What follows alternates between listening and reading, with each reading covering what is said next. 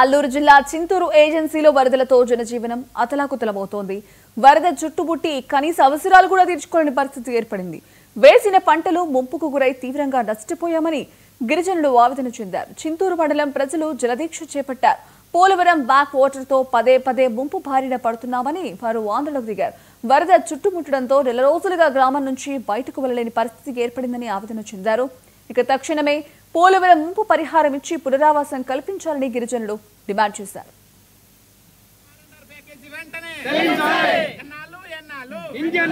వల్ల చాలా ఇబ్బంది పడుతున్నాం కాబట్టి మాకు తక్షణమే R&R ప్యాకేజ్ ఇవ్వాలా, అలాగే నష్టపోయిన పంటకు కూడా నష్టపరిహారం ఇవ్వాలని, నిత్యావసర సరుకులు కూడా ఇప్పటివరకు ఇవ్వలేదు. నిత్యావసర సరుకులు కావాలా.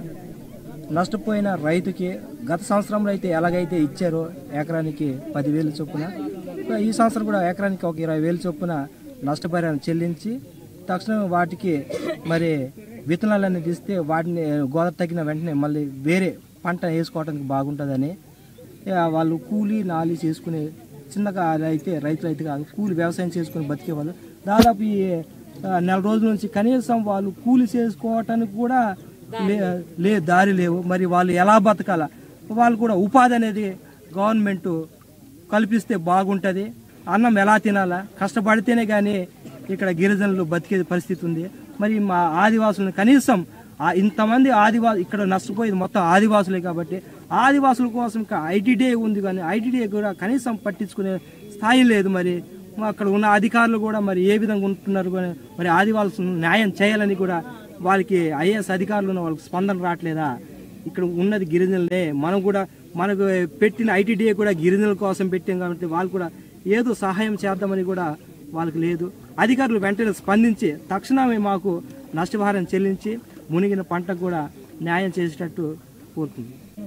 ఈ గోదావరి వల్ల చాలా ఇబ్బంది పడుతున్నాం కాబట్టి మాకు తక్షణమే R&R ప్యాకేజ్ ఇవ్వాలా. చింతూరు ITDA నుండి మల్లెతోట గ్రామం నుండి మేము కోరుకునేది ఏమిటంటే, మాకు 5 దఫాలుగా వస్తున్నటువంటి ఈ వరదకి మేము చింతూరు మండల కేంద్రానికి కానీ పెద్ద హాస్పిటల్కి కానీ వెళ్ళుటకు మాకు ఎటువంటి సౌకర్యం లేదండి. మేము పక్క పంచాయతీలో కానీ ఇటుపక్క ఇంకో పంచాయతీలో కానీ వెళ్ళడానికి మాకు ఎదురు 2 అడుగులు పెడితే ఫారెస్ట్ అండి. ఇటు పోవడానికి దారి లేదు, ఇటు పోవడానికి దారి లేక మేము ఎన్నో అవస్థలు పడుతున్నామండి.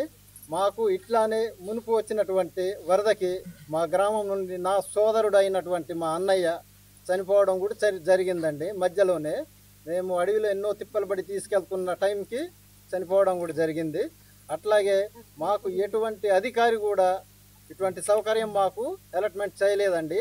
వచ్చి గ్రామాన్ని సందర్శించినటువంటి దాఖలాలు కూడా లేవండి. ఇప్పుడైనా PO గారు అట్లాగే MLA గారు మా ఏజీ కోడేరు పంచాయతీలోని మల్లెతోట గ్రామాన్ని సందర్శించి ఇక్కడ ఉన్నటువంటి పరిస్థితులను పరిశీలించి మాకు బోటు సౌకర్యం కానీ మేము 3-4 సంవత్సరాల నుండి కోరుకుంటున్నామండి బోటు సౌకర్యం కోసం.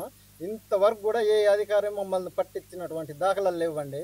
ఇప్పుడైనా మా మీద కనికరించి PO గారు తక్షణమే బోటు సౌకర్యం కల్పించి మాకు హెల్త్ సమస్యల కోసం హెల్త్ వాళ్ళని మా క్యాంప్ నిర్వహించవలసిందిగా కోరుచున్నాం సార్. చింతూరు ITDA నుండి మల్లెతోట గ్రామం నుండి మేము కోరుకునేది ఏమిటంటే, మాకు 5 దఫాలుగా